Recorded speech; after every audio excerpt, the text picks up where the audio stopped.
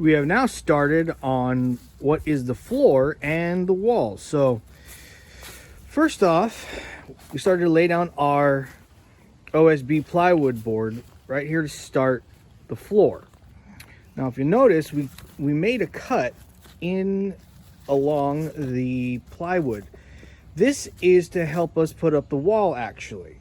So we cut out this little strip because this is where the bottom plate of the wall is going to go, and helps us guide it and know where we're going to need to nail it in, place it correctly against the wall. There we go. Tore out this part.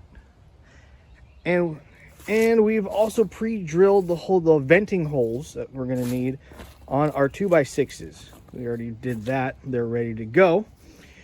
And so that's the next step, is we're going to be putting down the 2x6s right here and building up the wall.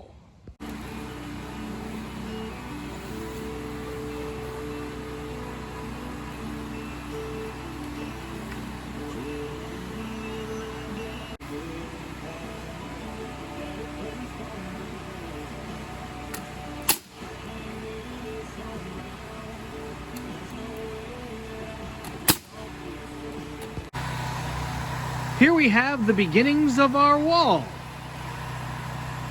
So we've got these 2x6 studs going along the long edge right here, and then we have 2x4s going along the shorter edge. Reason for using different 2x6s than 2x4s is Dad likes to use 2x6s on walls that are going to have things inside of them, basically. So plumbing, our electrical is going to be on this wall. He likes to have extra room to work and not have to make things so tight. And then a little 2x4 wall over there. Nothing's really going to be going in that wall, so we decided to save some money and use 2x4s for the studs and the header on this wall. So we'll show you more once there's more to show. We have a skeleton of a wall. Awesome. We got the long side, we have the short side, top plate blocking, bottom plate. Also put in the base for our window, so this one's going to be going right over where the sink is. Well, I'm only actually going to use one of those windows you see in the background. So one of them is going to go right here for the kitchen, and then we have another bay built in so we can put the second short window that you see right here. These long windows, we're actually going to shift them over to the back side of the kitchen. So right here where there's just a blank wall on this back side of the kitchen, we're going to put one of those long windows for some more natural light in there as we extend out the kitchen. This is going to come from this edge all the way to that door. So it's a pretty long kitchen that we got. This is a look at the kitchen of the cabinets and the well, the upper cabinets and the lower cabinets and the little sink area that we got here. We're going to be taking those out because we're going to be extending out this wall further. On the other side of this wall is where our addition was built. We got the walls up right now. So let's get at it. Cabinets are down. So we've taken them out, stripped the drywall and this fabric kind of pattern that's been behind a lot of the walls we've been seeing at the houses. We've also moved over to the dining room, and we've taken out the two big long windows that are actually over here. Took them out, and now we're cleaning this up, getting ready for popping out the rest of this wall to the extension that we've seen that we've built out here. All right. We now have sheathing on our walls. So we got a little bit of skin here, just a place where we can gonna be nailing our siding to. So we got the long side, and we now have the short side as well.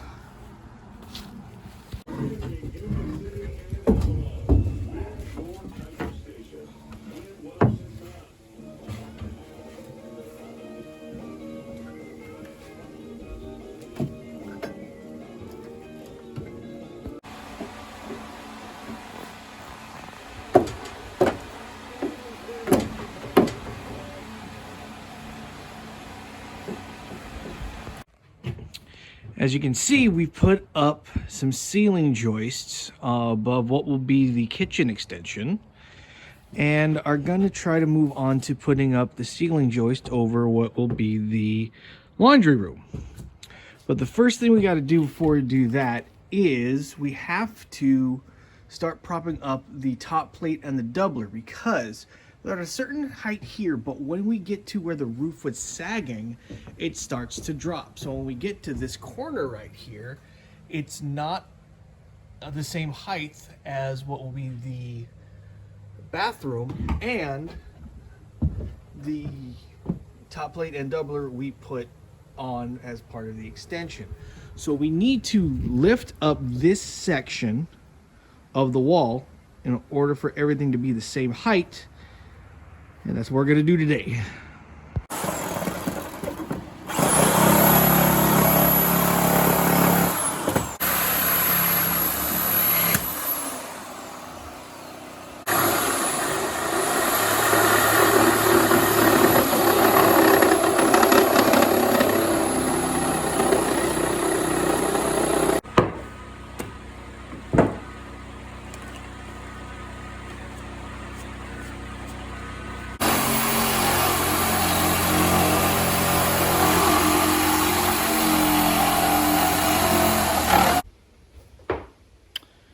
So we have removed the siding of the original house where the kitchen is, and we're about to get ready to put up the header for the new opening into the kitchen. In doing so, we have built a temporary wall to keep the roof up so that when we remove this header, these studs, the roof won't come down on us. Very important. So we've put the header in over the opening that's going to be for the kitchen. It's about 12 foot across, big old opening. So what's going to happen here is when we build the wall, it's going to be right in the middle of these two rooms. We're going to have cabinets going across here. We're going to have probably more floor cabinets, maybe not some upper cabinets, but a sink here and a window and some cabinets going along here. Not really sure yet where we're going to put the fixtures for the refrigerator and the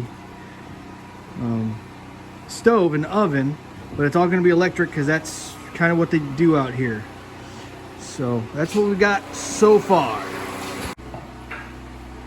So we have constructed the partition wall that's going to divide the kitchen from the washroom. I'm standing in what's going to be the kitchen right now.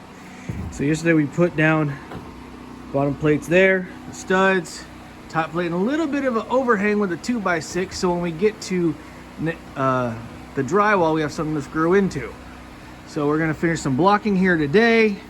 We're going to shore up some of these floor joists that are looking a little bit crunchy and make the floor a little bit more sturdy.